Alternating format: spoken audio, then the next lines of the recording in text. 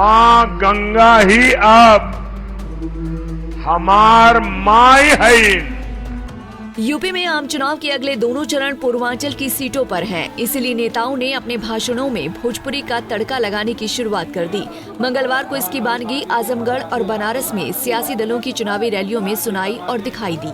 जनसभा में भीड़ के बीच से आई प्रतिक्रिया बता रही है कि समाजवादी पार्टी और बीजेपी के नेताओं का भोजपुरी अंदाज जनता को खूब पसंद आ रहा है। आपको बता दें कि मंगलवार को सपा की स्टार प्रचारक और सांसद डिंपल यादव आजमगढ़ में चुनावी सभा करने के लिए पहुंची थी।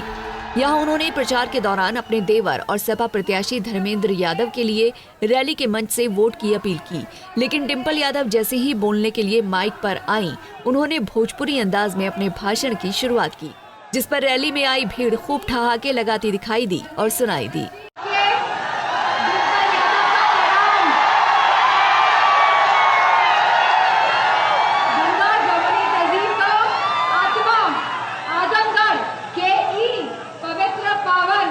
धरती के हम दोनों हाथ जोड़कर नमन करत हुई। ई जवन आजमगढ़ है ना,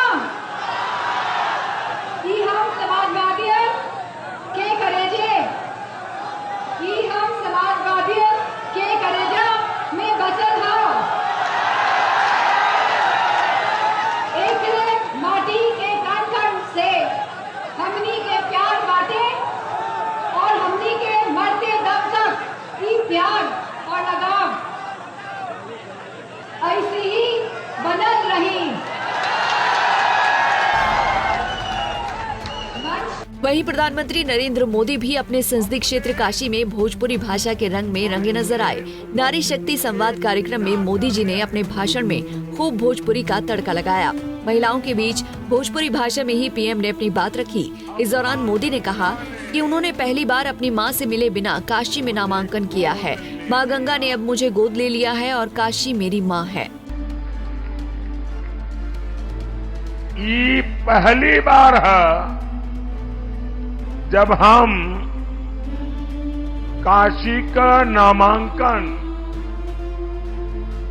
अपने मायके उपस्थिति के बिना कर ले है।